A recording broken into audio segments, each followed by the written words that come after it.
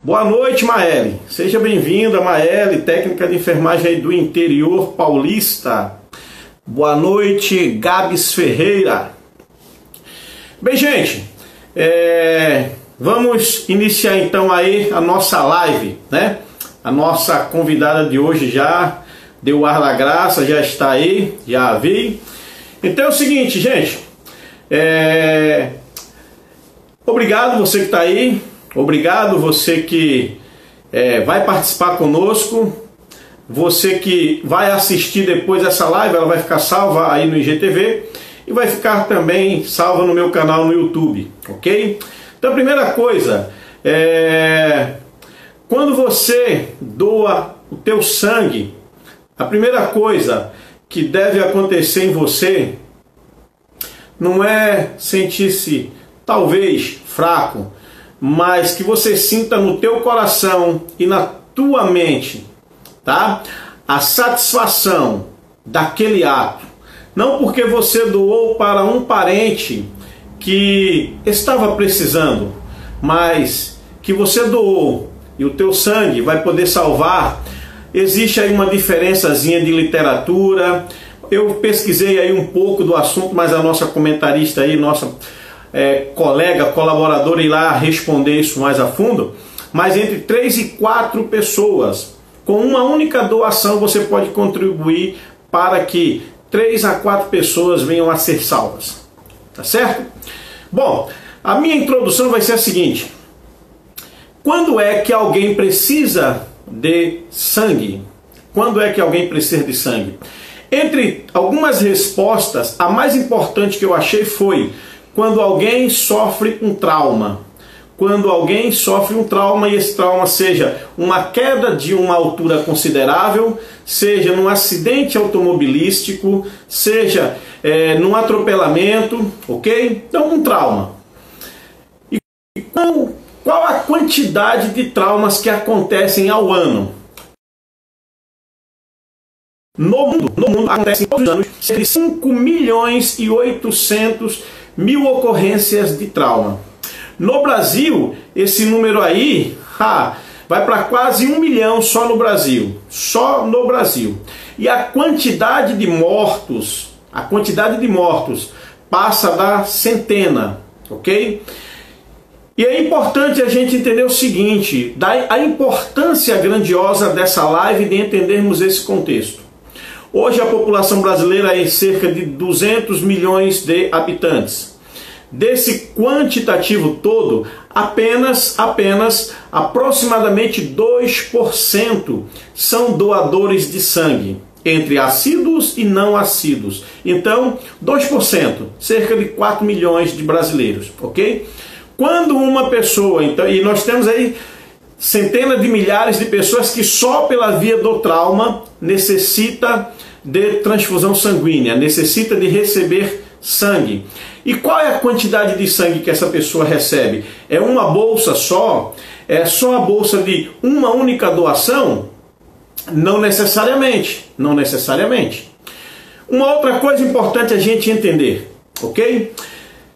Do nosso corpo, 7% do nosso peso, 7% do nosso peso é a quantidade de sangue que nós temos dentro do nosso corpo circulante no nosso sistema circulatório, ok? 7%. Então, para facilitar a compreensão, uma pessoa de 100 quilos, ela tem 7% do seu peso é sangue, então ela vai ter 7 litros de sangue. Joia? E qual é a quantidade de sangue que se doa? A nossa palestrante vai falar agora. Irei chamá-la, ok?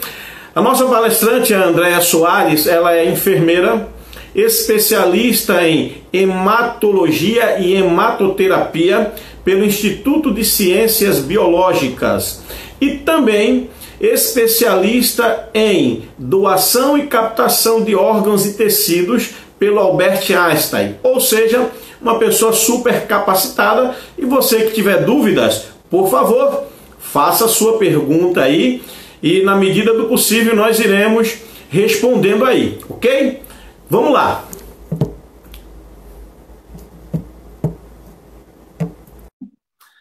Agora vamos torcer para que a internet colabore. não é? Olá, Andréia! Oi, boa noite, tudo bom? Estão me escutando bem? Eu estou te ouvindo Que bem. bom. Pessoal, quem estiver aí ouvindo bem a Andréia, dá um dedão aí, o polegar, tá? Não é o do meio, não. Então, por favor, quem estiver ouvindo a Andréia aí, dá um sinalzinho aí para que a gente dê sequência aí. Perfeito, Henrique. Todos, então, estão ouvindo bem. Que bom. Igor. Beleza, Renato. Ótimo. Então, Andréia, por favor, se apresente, fale um pouquinho aí do seu trabalho nesse nosso tema de hoje, por favor. A gente vai falar um pouquinho sobre doação de sangue, né? Um tema super importante aí, devido a justamente a quantidade de doadores que a gente não tem para atender realmente a nossa demanda do nosso estado, né? Então, o Ministério da Saúde, ele recomenda que pelo menos 1,8, cerca de 3 a 6% da população seja doadora. Só que, infelizmente, nós só chegando em torno a 1,8 ou a 2%. Então, esse tema é super relevante porque a gente não consegue atingir a quantidade de doadores, a quantidade de sangue que realmente a gente precisa no nosso país, né? E no caso do Nordeste, ainda a quantidade é ainda menor, porque a quantidade de doadores voluntários é ainda menor em relação aos outros estados. A maioria das pessoas que vão doar são doadores de reposição, que é quando a gente tem algum parente que precisa de sangue e vai lá fazer essa doação, mas não por livre e espontânea, né? Vontade. Então, essa é realmente a maior dificuldade. Exatamente. Perfeito. Olha só, gente, eu comecei falando de alguns percentuais, e aí a Andréa já vem, eu levantei a bola, ela já mete de primeira. A recomendação da OMS é de 3 a 6% da população ser doadores. E nós estamos na casa do 1,8 a 2%. Ou seja, o nosso déficit, se nós fôssemos olhar só no 3%, a faixa mínima, nós estamos num déficit de 50%. Mas se olharmos a faixa máxima para que o nosso sistema de saúde, os nossos bancos de sangue estivessem tranquilos, a gente não chega nem perto, então. Não é isso, Andréa? Exatamente. E o que é preciso, né, para a gente ser doador de órgãos? Né? Muita gente pergunta, tem essa dúvida. Então, todo estado ele tem um centro de referência, um centro de hematologia, que no caso daqui de Pernambuco é o HEMOP, além de outros bancos de sangue particulares que também estão atendendo a demanda dos hospitais particulares. Então, lembrando que sempre o hospital, né, que é a referência do estado, que é o HEMOP, ele atende SUS e também pode atender de forma complementar a iniciativa privada. Então, para doar sangue, né, você precisa estar saudável, ter mais de 50 quilos, estar, de preferência, sem tomar medicação, sem ter nenhuma comorbidade, estar bem alimentado, ter dormido no mínimo 6 horas, né? Então, esses são alguns requisitos que você deve ter para se pretender, né, a doar sangue, a doação de sangue. Ok, ótimo. Veja bem, gente, a Andréa ela já foi enfática, a partir de 50 quilos, ponto. Ontem, Andréa, e aí é muito interessante a gente entender isso, porque ontem eu pesquisei bastante, assisti vídeos, li alguns artigos, e hoje a gente vai fazer esse bate-bola aqui, eu acredito que vai ser muito enriquecedor. Por quê? Em tudo que eu assisti ontem, falava alguns vídeos ou literaturas, inclusive de órgãos renomados, falavam de 50 quilos, outros falavam de 55 quilos. Né? Então, vejamos que não precisa você já ter um porte físico bom para que você possa se considerar apto a doar sangue. Você tem a partir de 50 quilos, o importante é você ter dormido bem, não ter feito a ingestão de bebida alcoólica, não ter nenhuma doença das doenças que tornam o sangue, entre aspas, né, contaminado para essa via. E aí, falando de doenças, Andréa, existe o mito das hepatites, tá certo?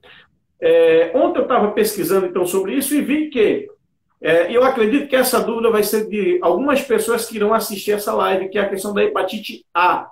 E aí eu vi tanto o doutor Drauzio Varela, quanto um outro médico, não me recordo, uma médica, uma hematologista, eu não me recordo de onde agora, que dizia o seguinte: as hepatites que quem tem não pode doar é a B e a C, mas quem tem hepatite A ao longo do tempo, o organismo elimina o vírus da hepatite A. Só a B e a C que continua. Fala um pouquinho para a gente sobre isso, Andréa. Exatamente. Então, pela legislação, né, que rege a doação de sangue, a portaria 158 de 2016, pessoas que tiveram hepatite A até os 11 anos podem ser doadoras. A partir dos 11, elas não podem ser. Justamente por essa questão da produção desses anticorpos, que aí pode passar para a pessoa que vai receber. A gente sempre tem que lembrar que a doação de sangue, quando a gente fala em doação de sangue, a gente tem a pretensão de proteger o doador e também tem pretensão de proteger o receptor, a pessoa que vai receber aquele sangue. Então, existe uma triagem clínica, um conjunto de perguntas que se fazem, inclusive falando sobre as doenças que são sexualmente transmissíveis, né, no caso. Lembrar que a hepatite B, a gente tem vacina para ela, mas a hepatite C a gente não tem. Mas, infelizmente, quem teve as hepatites B e C não pode ser doadoras, porque justamente esses anticorpos eles continuam presentes durante a nossa vida. E aí a gente tem um risco de contaminar a pessoa que vai receber esse sangue.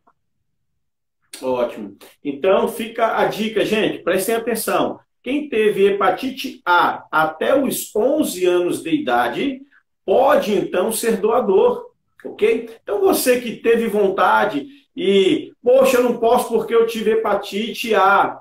Ah, investigue. Se foi até os 11 anos, você está livre agora, não tem mais desculpa, não.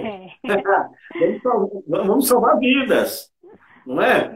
Até aproveitando essa bola aqui, Andréa, de quem pode e quem não pode, uma das coisas também que eu vi ontem foi o seguinte: pessoas a partir de 18 anos e até 60 podem doar sangue, se for a primeira doação. Se essa pessoa já é doadora, até os 69 anos ela pode continuar sendo doador. É verdade? É mito? Fala pra gente. Exatamente. Então, a doação de sangue, na verdade, não é a partir dos 18. Ela pode ser feita a partir dos 16 anos, né? Quem for menor de idade, ela pode ter, né? Tem que estar indo com um responsável para fazer essa autorização, 16, 17 anos. A partir dos 18 anos, você pode ser doador. A primeira doação só pode ser feita até 59 anos, 11 meses e 29 dias. Por quê? Existe já uma idade avançada, então, querendo ou não, quando a gente doa sangue, a gente está expondo o nosso organismo a uma retirada de sangue que vai mexer um pouco com isso, né? Então, preconiza-se que realmente a primeira doação seja feita até os 60 anos, né? Antes de completar os 60 anos. E quem já for doador, ele pode estar fazendo essa doação até 70 anos, ou seja, 69 anos, 11 meses e 29 dias. É até esse período. Só que, a partir dos 60 anos, existe uma diferença nessa periodicidade, na verdade. A partir dos 60 anos, você só pode doar sangue de 6 em 6 meses. Enquanto que antes disso, homens podem doar 4 vezes ao ano, com um intervalo de no mínimo 2 meses, mas a gente preconiza em torno de 3 em 3 meses para dar as 4 doações no ano. E mulheres podem fazer 3 doações anuais, com intervalo de no mínimo 3 meses, mas que a gente preconiza de 4 em 4 meses para que haja esse intervalo e essa doação seja feita 3 vezes ao ano. Ótimo, ótimo você ter falado isso, essa questão do intervalo entre homem e mulher, porque isso foi uma das coisas que eu vi ontem nos artigos que li, que dizia o seguinte, que o homem pode doar a cada 2 meses e a mulher a cada 3 meses, né? E eu falei, poxa, então 60 dias para recuperar tudo aquilo que doou, né? E a gente sabe que a produção sanguínea não é uma coisa que acontece do dia para a noite. Tem um tempo para que o organismo produza as hemácias, todas os componentes sanguíneos e aqueles... enfim, vai ser a próxima pergunta, né? Que é a quantidade. Mas vamos lá, do que eu vi ontem, aqueles 450 ml no total que foram retirados do seu corpo. O organismo não vai repor. E quando eu vi o intervalo de 60 dias, eu fiquei, poxa, será que em 60 dias o organismo fica pleno, né, para uma nova retirada, para uma nova ação tão brusca? Enfim, ótima a tua colocação. E aí, é 450 ml mesmo? Ou é um pouquinho mais por causa dos exames, ou é 450 no total? Isso. No caso, preconiza-se em torno de 450 ml, mas a gente tem a retirada também dos tubos de sangue que vão para as sorologias, né? Que a gente chama da imunohemato, que vão fazer todos os testes sorológicos. E aí fica em torno de 470 ml. Geralmente, doador de primeira vez, a gente tira um pouquinho menos para a gente ver como ele vai se comportar durante a primeira doação. Mas, continuamente doando, 470 ml é o que normalmente se retira. Ah, ótimo, perfeito, perfeito. E aí uma pergunta interessante, que eu acredito que as pessoas que doam não fazem, ou talvez um outro faça, mas quem nunca doou tem vontade e deve ficar pensando, o que é feito com o meu sangue? Como é que eu, com essa quantidade aí de 450, 470 ml de sangue, posso salvar até 4 pessoas ou até 3 pessoas, enfim. Então, duas perguntas em uma. Com uma doação, quantas pessoas de fato podem ser salvas e de que forma essas pessoas seriam salvas por essa doação, Andréa? O que é importante a gente ressaltar é que a transfusão sanguínea ela não deve ser de maneira aleatória, né? Então, a gente sabe que qualquer transfusão sanguínea ela tem seus riscos, certo? Então, hoje em dia, a gente faz uma transfusão seletiva, né? Dependendo do tipo de patologia que aquela pessoa tem. Então, quando a gente doa o sangue, a gente separa o nosso sangue em 4 tipos de componentes, que a gente chama de hemocomponentes. Então, uma bolsa de sangue ela pode salvar até 4 vidas. E aí a gente pensa no concentrado de hemácias, no plasma, nas plaquetas e também no crioprecipitado. E cada um desse tipo de hemocomponente, ele vai ser utilizado para determinada patologia. Além disso, também a gente tem os hemoderivados, que são, a partir do crioprecipitado, a gente pode estar fazendo coisas específicas para determinado tipo de doença, como, por exemplo, os fatores de coagulação. Então, a gente tem pessoas que têm, por exemplo, deficiência de um único fator de coagulação, então ela não precisa fazer um crioprecipitado para estar repondo aquele fator. Então, a indústria vai lá e produz aquele fator específico para aquele tipo de doença. Então, na verdade, uma bolsa de sangue salva 4 vidas porque a gente tem 4 tipos de hemocomponentes quando a gente faz essa doação. Ah, perfeito, ótimo. Até o Adilson aí, que é um amigo nosso aí da Defesa Civil de Sergipe, já colocou aí embaixo, eu já sou doador de medula. Muito bem, uma coisa que a gente podia ressaltar também é que nos hemocentros, né, de cada estado, também eles fazem esse cadastro na medula óssea. Lembrando também que o cadastro, quando você vai ao hemocentro, você assiste uma palestra, né, orientando você de como é feito esse cadastro e tal. E lembrando que é um cadastro, não quer dizer que você é compatível com alguém. Você faz esse cadastro, a partir do momento ele vai para um banco nacional, que se chama REREME, que é o REDOME, né, que é o cadastro dos doadores de medula óssea, que vai ser cruzado com o REREME, que é o cadastro de receptores de medula óssea.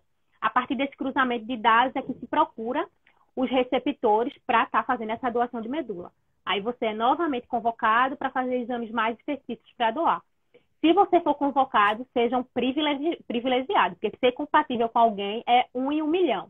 Então, se você for convocado, doe. Essa pessoa realmente vai, realmente um milagre. É igual a gente brinca às vezes, né? Quem tem quando eu vejo alguém que está escrito aqui O negativo, e eu digo assim, você conhece alguém que tem O negativo?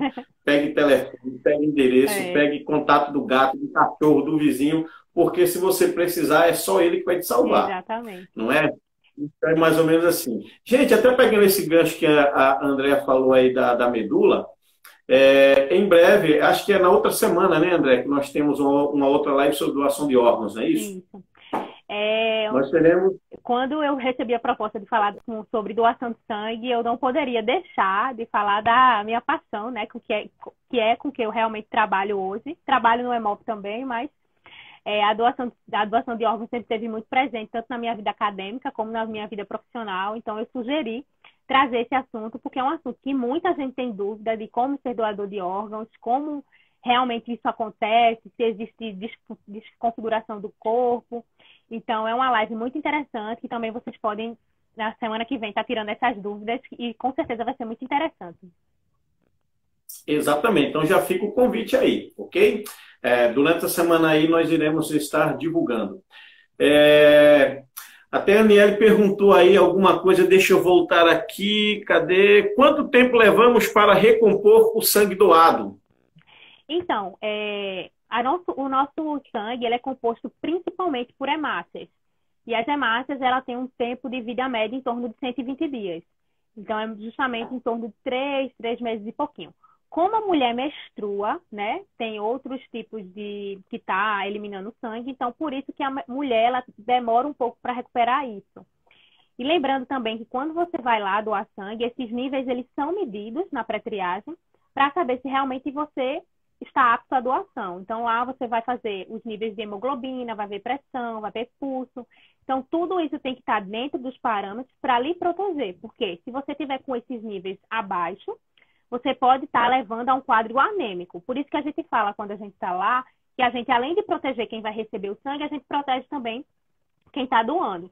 Por isso que existe todas essas perguntas, esse conjunto de perguntas, né? Antes da pessoa doar. Porque também vai lhe proteger de alguma coisa que você possa vir a ter, né? Perfeito. Exaltar aí o comentário do Jean Costa, que ele disse, eu também sou doador de sangue, de medula e de órgãos, e já avisei a minha família. Parabéns, Jean, parabéns. A questão de doação de órgãos que ele falou, avise a sua família, é justamente isso, né? Se não avisar a família, tá fazendo nada. Exatamente, exatamente. Que esse exemplo aí irradie para outras pessoas, Jean. Muito bem. Andréa, queria também fazer uma outra pergunta que está relacionada a alguma das coisas que eu estudei ontem, né, que eu li ontem. Que falava o seguinte, as pessoas muitas das vezes não fazem a doação de sangue porque ficam preocupadas o seguinte, eu vou faltar ao trabalho e vou perder o dia e vou ser penalizado e etc, etc, etc.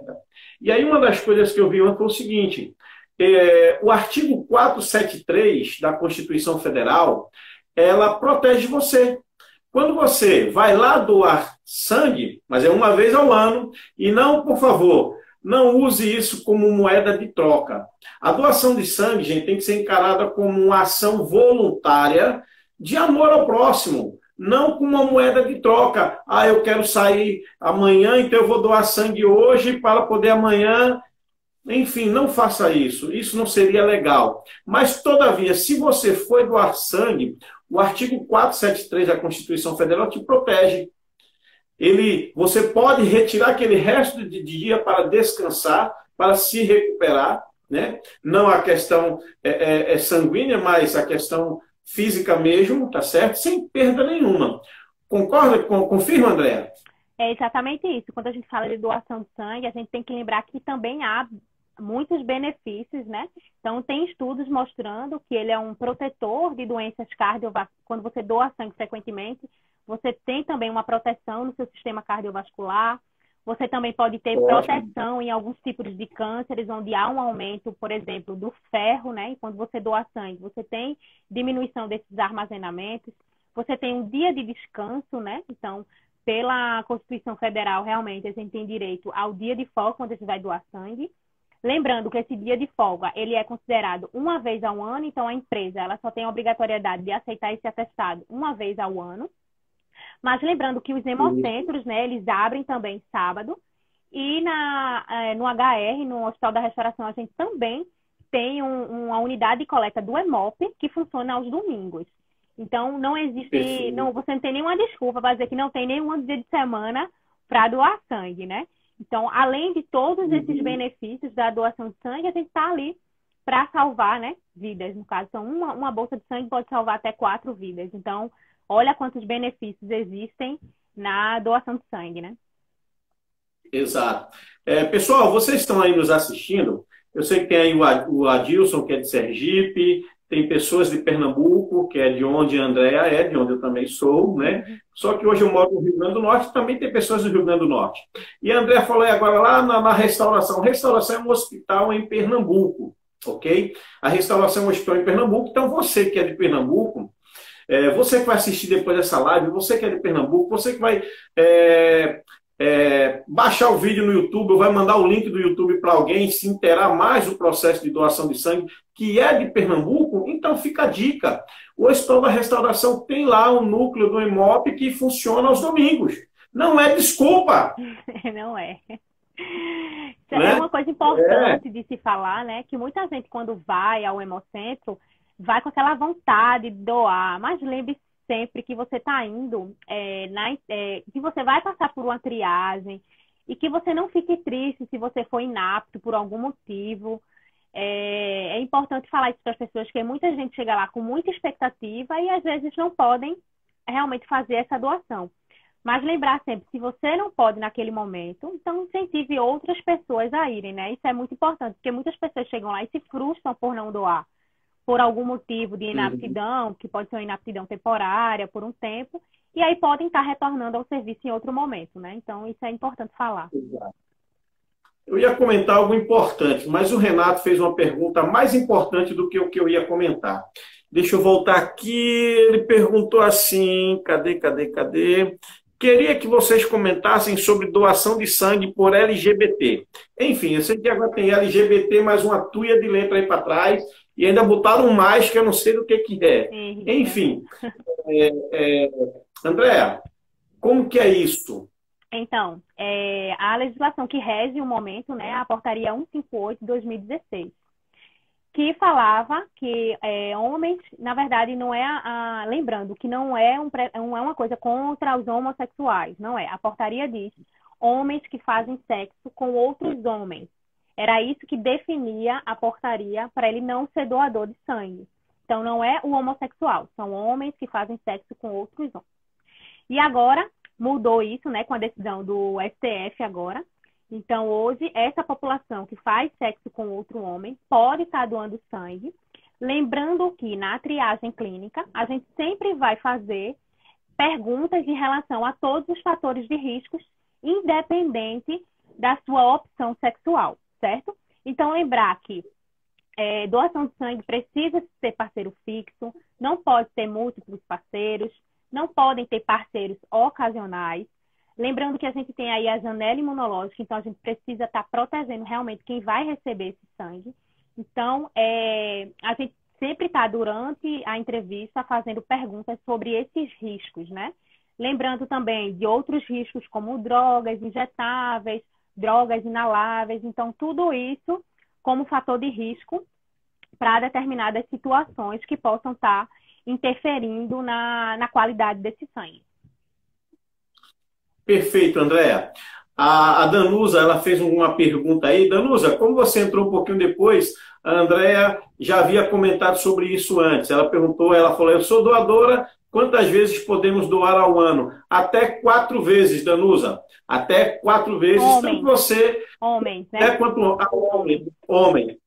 E mulher? 3. 3 vezes ao ano. 3, então. Mulher até 3 vezes ao ano, ok, Danusa? Então, até 3 vezes, você pode salvar 12 por ano, viu? O que eu ia falar, André, é o seguinte. Para você que nunca doou e tem medo ou tem receio daquela agulha grande, rombuda, que parece um espeto de churrasco... Homem tem medo, viu? Mulher não tem, não. Eu sou frouxo. Geralmente. Mas, olha... Quem foi que disse que mulher é um ser frágil, né? Um bicho que sangra 6, 5 dias por mês, todo mês, e não morre? Rapaz, isso. Inclusive, vieram 2 perguntas agora interessantes aí nos comentários que eu vou responder agora, aproveitando esse gancho da mulher menstruada. Muita gente pergunta se mulher menstruada, no momento que está menstruada, ela pode doar sangue. Então, a menstruação, ela muitas vezes vem associada, né, nos primeiros dias a um alto fluxo e a outras coisas associadas, como cefaleia, cólicas. Então, no momento que ela for o hemocentro, tiver com um fluxo muito grande, ou cólicas, dor de cabeça associadas, ela vai ser inapta nesse momento. Não que estar menstruada seja contraindicação. Na verdade, é estar menstruada e ter outros fatores associados, certo? Então, a menstruação não impede a doação de sangue. Outra pergunta que fizeram interessante aí é sobre o uso de anabolizantes. A pergunta, na verdade, foi o seguinte, se o sangue é descartado pelo uso de anabolizantes. Então, o que é que a gente tem que estar bem ciente aqui? Quando a gente faz lá a triagem clínica, essas perguntas são feitas. Então, a primeira coisa que a gente diz ao doador é justamente isso. A partir do momento que ele chega na triagem clínica, a gente pede para ele ser sincero nas perguntas, justamente para proteger ele e para proteger quem vai receber. Então, se você mente na triagem dizendo que não usou anabolizantes, quando na verdade usou, na verdade esse sangue vai ser transfundido em alguém. Por quê? Porque quando a gente faz lembrando que quando a gente passa essa bolsa, essas bolsas só vão ser feitos testes sorológicos. Então, a gente vai estar fazendo teste sorológico para HIV, HTLV 1 e 2, doença de Chagas e sífilis. Então, quem usou anabolizante tem que falar na triagem que usou, e pela portaria 158 de 2016, no mínimo, fica inapto por 1 ano para poder doar novamente. Então, isso é importante falar. Não sei se cabe. Em cima do que você falou aí agora, digamos que a pessoa ela teve um problema ou ela usou anabolizante e ela omitiu porque ela queria muito doar. E aí me ocorre um pensamento aqui, que até algo que vai ser uma live em breve aí com um amigo advogado, nós iremos estar falando sobre legislação direitos do consumidor e legislação para coisas que as pessoas desconhecem, como, por exemplo, cerol de pipa, que é uma coisa que eu já discuto há acho, pelo menos uns 15 anos, eu discuto sobre cerol de pipa. E aí, em cima do que você falou, me ocorreu uma coisa agora que, não sei se você tem algum conhecimento, senão eu vou pesquisar e nós iremos abordar isso nessa live sobre direitos e códigos, enfim, legislação. Que é o seguinte, o artigo 132 do Código Penal, ele fala que qualquer um que expõe outro a risco é passivo de detenção e multa. Então, qualquer um que coloca outro a risco. E aí o artigo não diz o que é ou quais os tipos de risco. Diz risco no aspecto geral. E aí, quando uma pessoa usou anabolizante, ela vai lá e doa o sangue. Esse sangue contaminado com os anabolizantes, sendo transfundido a uma pessoa que está precisando de um sangue limpo. Esse anabolizante contido nesse sangue, ele pode gerar algum risco, algum problema? Eu acredito que sim, mas de que gravidade ou de, enfim, nessa pessoa que vai receber, Andréa? Quando, na verdade, a pessoa recebe o sangue, a gente tem que lembrar que aquela pessoa que está recebendo o sangue é uma pessoa que está imunocomprometida. Então, eu vou dar um exemplo que parece uma besteira, mas, por exemplo, uma pessoa que está, por exemplo, com crise alérgica. Uma crise alérgica braba, pode ser a questão de dermatite ou a questão respiratória, ela tem um aumento, por exemplo, de eosinófilos. Naquele momento, ela não pode doar sangue, porque aquele eosinófilos aumentados pode estar causando uma reação transfusional em quem vai receber. Então, se um aumento de eosinófilo, que é uma célula do nosso sangue, causa uma reação, imagina o uso de substâncias tóxicas para uma pessoa que está imunodeprimida. Então, o que é que acontece? Quando há uma reação transfusional, geralmente, o que é que acontece? Essa bolsa, ela é rastreada. Então, a gente vai saber realmente de quem foi aquele doador e pode até estar convocando ele novamente para saber o que foi que aconteceu. Nunca vi casos desses, mas sei que a bolsa realmente é rastreada, principalmente pela questão de pesquisa de anticorpos, né? Que pode estar causando também reações transfusionais. E lembrando que existe uma reação transfusional muito grande, que é chamada de TRALE, que é uma reação transfusional em que há problemas respiratórios e a pessoa ainda pode ter uma parada cardiorrespiratória durante a transfusão por uma reação transfusional. Então, a gente tem que pensar como a doação de sangue como um ato não só de solidariedade, mas também de responsabilidade com que a gente está fazendo. Então, uma entrevista, você realmente precisa ser sincero com o uso de medicação que você está usando. Tem medicações que não impedem a doação, ser hipertenso não impede a doação, tá tomando algumas medicações não impedem. Então, você tem que ter essa responsabilidade em realmente ser sincero na hora da entrevista. Perfeito. Então, fica novamente a dica e o pedido de você que, de repente, vai se sensibilizar ou as informações que nós estamos passando vai te dar a coragem que faltava para você ir doar. Entenda essa última fala da Andréa.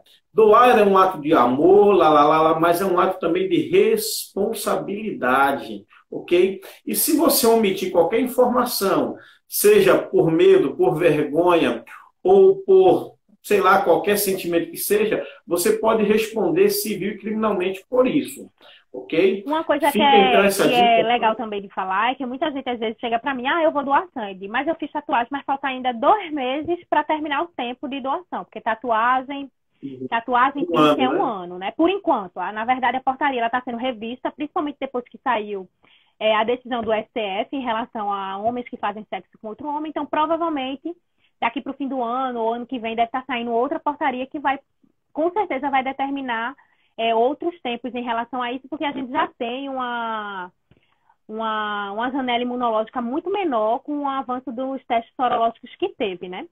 Então, com certeza, essa portaria vai sofrer grandes mudanças.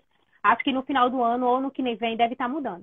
Então, daqui a 2 meses eu vou doar, porque tá. Mas assim, se existe, dizendo lá na portaria que é um ano, gente, é um ano porque existem pesquisas, ninguém vai botar um ano porque é um ano.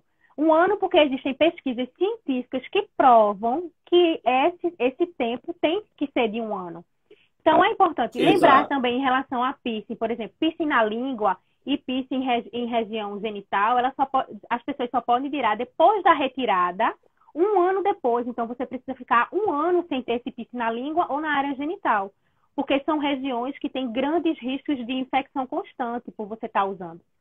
Então, muitas pessoas também têm essa dúvida em relação ao piercing. Então, se existe uma inaptidão temporária, espere o tempo, né? Realmente passar para você poder doar, porque existe essa responsabilidade de você estar protegendo para quem seu sangue vai, na verdade, né? Perfeito. Essa pergunta já surgiu aí, acho que 2 ou 3 vezes. Como que está a doação agora, nesse período de pandemia? Aí em Pernambuco, por exemplo, como que está, Andréa? Eu justamente estava no EMOP, eu trabalho na triagem clínica lá do EMOP, e no tempo de pandemia, realmente, os estoques já são baixos naturalmente, justamente por a gente não ter essa quantidade de doador pela quantidade de cirurgias que a gente tem. Mas realmente, no tempo de pandemia, muita gente ficou com medo de sair de casa. Infelizmente, muitas instituições demoraram para criar protocolos para receber o quantitativo de gente, porque no EMOP a gente recebe em torno de 300 doadores, 400 doadores dia. Então, a gente teve dificuldade, além das pessoas não estarem vindo por medo da pandemia, dificuldade em montar um protocolo para a chegada dessas pessoas, para que não houvesse aglomeração. A gente precisava montar uma estrutura também em relação à lavagem das mãos, álcool em gel. Então, realmente, nesse período de pandemia foi um pouco complicado. Além disso, muitas pessoas estão tomando algumas medicações, como é que eu posso falar? Indiscriminadamente, vamos dizer assim. Fazendo automedicação por causa do Covid. Então, por exemplo, o uso de ivermectina deixa a pessoa inapta por 8 dias para poder doar sangue. Então, além do uso de outras substâncias que têm que ser avaliadas para saber se aquela pessoa realmente pode estar doando. Então, a partir do momento, agora, a gente está conseguindo voltar à quantidade de doadores, que as pessoas estão mais conscientes em relação ao uso de máscara, lavagem das mãos, álcool em gel. Então, e o EMOP já criou protocolos para a chegada desses doadores, para que não haja aglomeração dentro do serviço. Eu acredito que, com certeza, outros estados devem estar fazendo isso também, até porque a gente precisa desses doadores para estar atendendo a demanda do Estado, né? Perfeito. Vou acrescentar ainda algumas coisinhas relacionadas ao cuidado com a Covid. Logo quando surgiu a Covid, acho que em fevereiro, eu montei um grupo de WhatsApp com alguns profissionais de emergência e da saúde do Brasil todo. Éramos um grupo com mais ou menos umas 40 pessoas e a gente se dedicou ali um bom tempo a pesquisar aquilo que ainda não se tinha de informação acerca do Covid. E aquilo que a gente foi pesquisando e estudando, e aí tinha médicos e que entravam no site da OMS, outros no site da OPAS, e nós fomos compilando uma série de informações, e aquilo que a gente juntou naquele momento é aquilo que a gente sabe hoje. A Covid, ela se espalha e ela infecta as pessoas através de 3 vias. boca, nariz e olhos. Né? Até naquela época eu levantei uma tese com pessoas, a gente pesquisou, mas não achamos nada, que era: tossi, estou sem máscara. Quanto tempo ela ficaria suspenso no ar? E no ar se ela tinha condição de infectar alguém? E aí tudo que se tinha era aquilo que ainda permanece hoje. Ah, eu espirrei, eu tossi. Ela não fica no ar, mas a gotícula se precipita, aonde ela ficar, ali o vírus vai ficar ativo pelo aquele tempo que se sabe, no papelão, 72 horas, o plástico, etc, etc, etc. Então, para você que quer doar sangue e tem receio de como está, entenda uma coisa: você só vai pegar Covid por 3 vias: boca, nariz e olhos.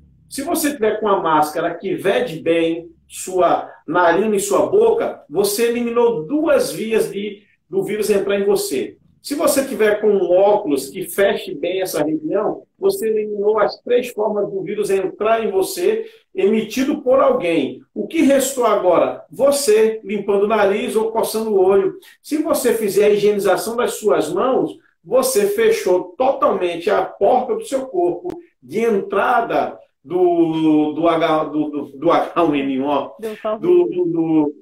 do Covid. E é justamente Então, o que a gente orienta, né? Lembrando que medidas simples eliminam o vírus. Então, é isso. É lavagem das mãos, é álcool em gel. Então, todo cuidado é em relação à sua higiene e, claro, ao uso de máscara, porque você está protegendo as outras vias. Exato.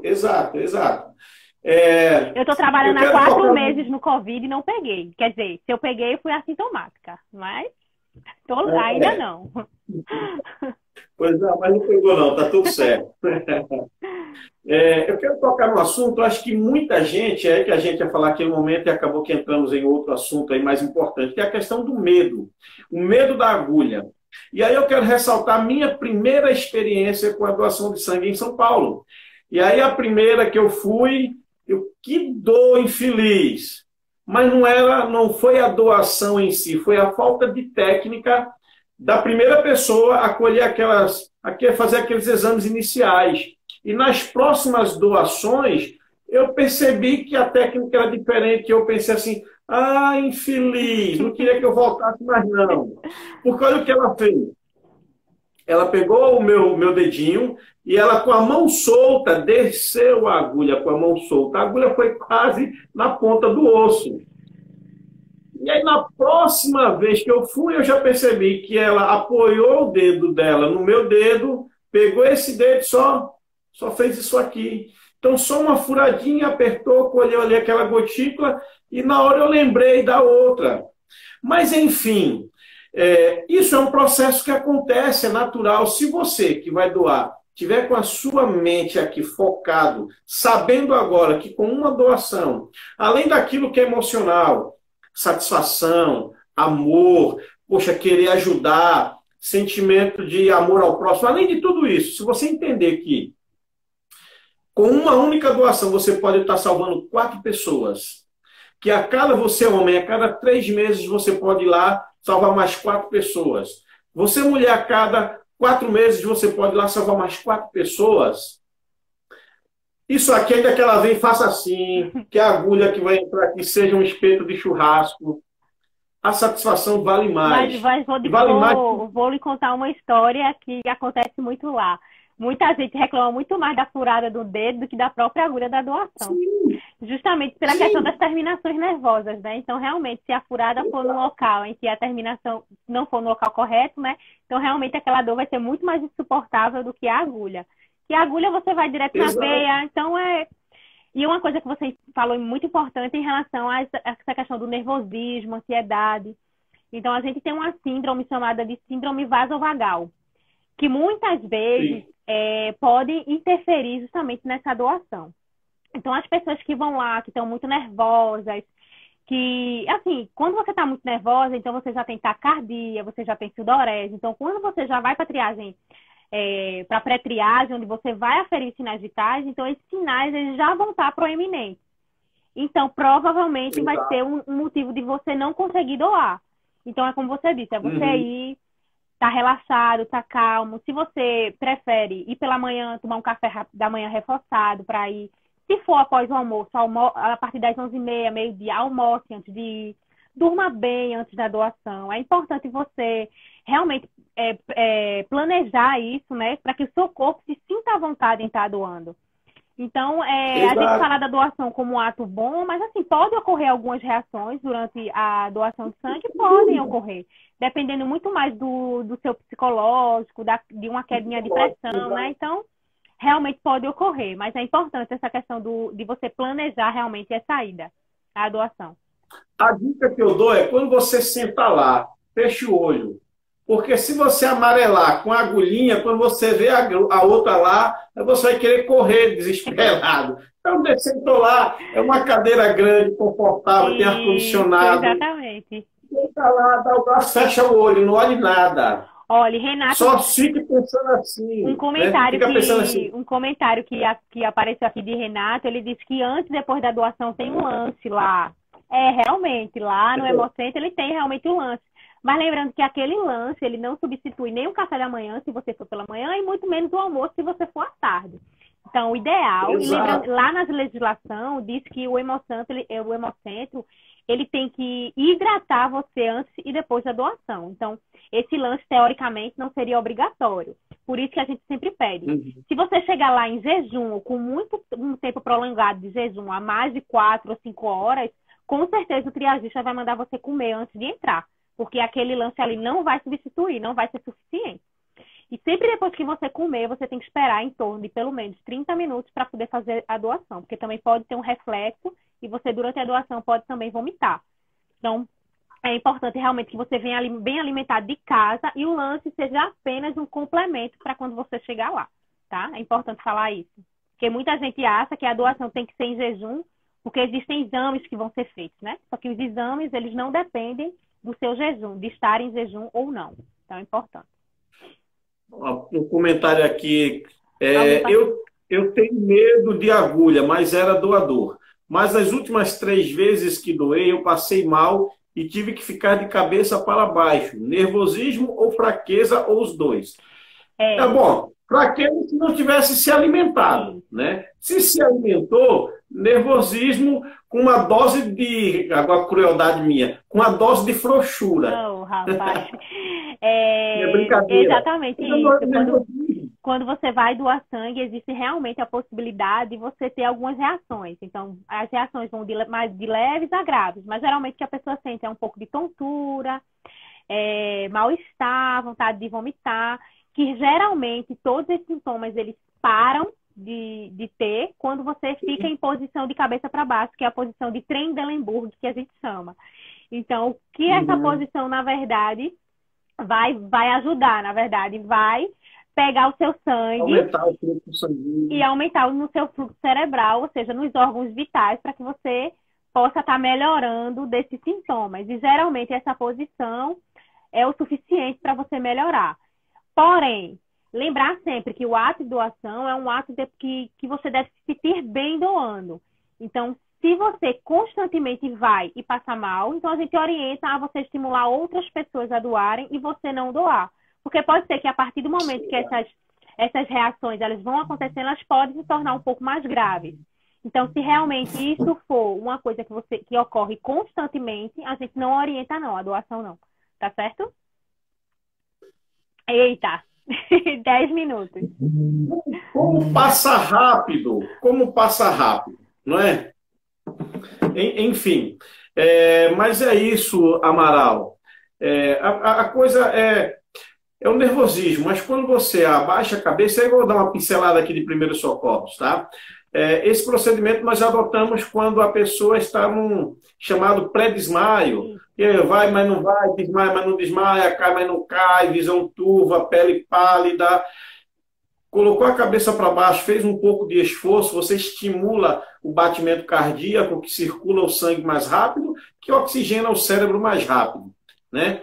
Por isso que te pediam para fazer a posição de Trendelenburg. Agora, se você sabe a posição, o nome é bonito, é quando você chegar lá e me bota em posição de Trendelenburg, que eu estou passando mal, a coisa bonita. Esse cara é doador profissional. Vem sempre. Gente, vejam só, foi excelente esse nosso bate-papo, foi tão bom que passou rápido. Talvez perguntas que tenham passado aí que eu ou que a Andréia não vimos. Eu vou passar o meu número de WhatsApp, vocês mandem para mim, eu interajo com a Andréia e repasso para vocês a resposta. Essa live, então, ela vai ficar salva aí no IGTV e vou salvá-la no meu canal no YouTube para quem quiser assistir novamente, fique à vontade. Quem quiser compartilhar ela, fique à vontade. E lembrando que no meu trabalho aqui não há condicionante nenhuma de para assistir tem que curtir, tem que dar like, tem que fazer, tem não. Aqui a minha proposta é levar conhecimento gratuito com as pessoas que eu tenho convidado, tá certo? Andréa, tem algum assunto que você julga de importância que a gente não comentou aqui? Ai, deixa eu lembrar um pouco da portaria e falar. É a questão, muita gente tem dúvida em relação à diabetes, né? Se pessoas diabéticas podem doar sangue. Quando você doa sangue, você tem um risco muito grande de ter uma hipoglicemia. Então, geralmente, doadores que são diabéticos, que tomam... Porque, assim, existem os pré-diabéticos sem medicação, ou seja, que estão fazendo atividade física ou que estão melhorando a alimentação. Esses podem doar. Mas aqueles que estão em uso realmente de medicação, a gente realmente orienta a não doar pelo risco de realmente uma hipoglicemia severa durante a doação, que podem complicar depois. Uma coisa também interessante é a questão de doenças autoimunes, como, por exemplo, o hipertiroidismo. Quem tem hipertiroidismo, que é uma doença muito mais comum, né? Porque constantemente as pessoas agora são diagnosticadas com problema na tireoide, o hipertiroidismo também é uma contraindicação para a doação. O hipotiroidismo, as pessoas podem doar se esse hipotiroidismo não for uma doença autoimune. Ou seja, se a pessoa não produzir anticorpos, que é que a gente chama de anti-TPO, contra a própria tireoide. Mas se for um hipotiroidismo que não tem nada a ver com uma doença autoimune, pode sim estar doando. Eu acho que essas também eram algumas dúvidas que muita gente me pergunta em relação a doenças endócrinas. Perfeito, perfeito. Então, um breve resumo de coisas importantes. Quem teve hepatite A até qual é a idade mesmo? 11. Até 11 anos. Quem teve hepatite A até 11 anos pode doar normalmente. Quem teve hepatite B e C, de forma alguma, ok? A idade é a partir dos 16, não é isso? E até os 59 e não sei, 11 meses e 29 dias aí. Para a primeira doação, e quem já é doador pode doar então até os 69, 11 meses e uma quantidade de dias aí, exatamente. Tá certo? A partir de 50 quilos você pode ser doador. Lembre-se de doe com responsabilidade, seja sincero na hora daquele bate-papo ali. Até uma das coisas que eu vi ontem, no que eu pesquisei, um determinado estado brasileiro colocou, depois da entrevista, uma sala de votação, onde que se o camarada a pessoa se sentiu constrangido em alguma pergunta e dá aquela resposta, ela vai naquela salinha e diz não. Se ela vota não, tudo que foi feito é cancelado e ela vai embora e não é colhido sangue. Se ela diz sim, ela confirma que ela foi verdadeira ali em tudo. E eu acho que isso é um exame de consciência bem bacana. Gente... Tem uma pergunta aqui interessante de Aniele Assis, falando como a pessoa sabe que o hipotiroidismo ela pode estar relacionada a uma doença autoimune. Então, você vai no seu endócrino e ele vai solicitar um exame chamado anti-TPO. Esse anti-TPO é justamente a pesquisa de anticorpos contra a tireoide. E aí, se esse anti-TPO ele for positivo, é uma doença autoimune, tá? Aí vai haver essa pesquisa. Uma coisa também que você falou da questão do peso, lembrar sempre que a gente, quando está lá no Hemocentro, a gente faz a relação peso e altura. Então, você pode ter 55 quilos, mas ser muito alto e seu IMC está abaixo do normal. Então, esse IMC abaixo do normal também você não é considerado apto para doação devido ao volume de sangue que a gente tira. Então, é interessante também você saber se você realmente está dentro da faixa etária de peso em relação ao peso e altura. Perfeito, perfeito. Gente, então, finalizando a nossa live, só aqui alguns recadinhos, que é o seguinte. Dia 31, sexta-feira, estarei aqui com um especialista em segurança de trânsito, camarada amigo lá de Minas Gerais, foi responsável por me transformar de um monstro a um condutor consciente. Eu era monstro no volante. E a partir de cursos com esse camarada, eu me tornei um condutor consciente. Então, na sexta-feira, dia 31, nós teremos aqui um bate-papo sobre psicologia do trânsito, segurança, legislação, aquaplanagem, calibragem de pneus, coisas do dia a dia, mas que fazem uma diferença grande na prevenção de acidentes. E com a Andréa, de novo, aqui vai ser no dia 6, na quinta-feira, dia 6 de agosto, com o tema doação de órgãos. Se você gostou dessa live, lembrando, não é condicionante. Nosso objetivo é levar conhecimento, ok? Mas convide pessoas, que vai ser muito bom a gente poder contribuir para salvar pessoas lá na frente, inclusive pode ser a gente mesmo, né?